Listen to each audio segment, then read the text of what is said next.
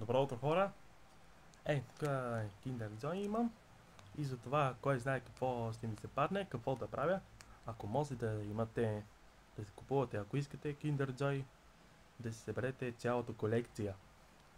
За това да видим кой ще ми се падне.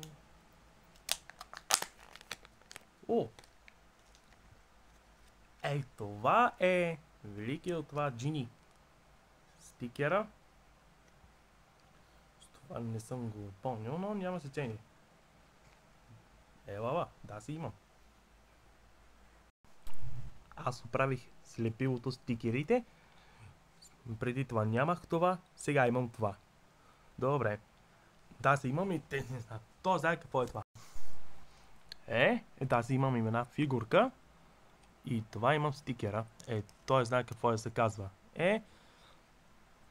Дори знаете какво да имате такива да сложите. Това, ако искате да сложите това. И това, чакай да видя какво е. Охо! Да бе! С тетрадка и химикал. Знаете какво е тези неща, за това. Той знае какво имам. И това имам.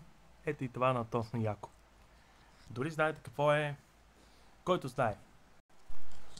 Това имам. Този това, който знаете какво имаме. Иначе, който знаете, че това е много добре.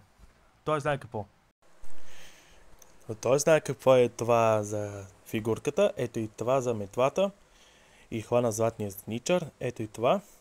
А пък Джини носи метлата за летене. А това е същото и това, което носи. Същото и това. Не знаем какво имат такива работи. Дори знаете какво е. Няма нищо друго и благодаря за вниманието. Надявам се скоро да ви хареса. Ще ви кача пак TikTok за Kinder Joy още. И се абонирайте за мене в YouTube. И последвайте ме в TikTok. Аз се кача в TikTok и се кача на другото на YouTube. И надявам се скоро да ви хареса. И това е всичко от мен. Довиждане. И аз бях Зябеги Стив.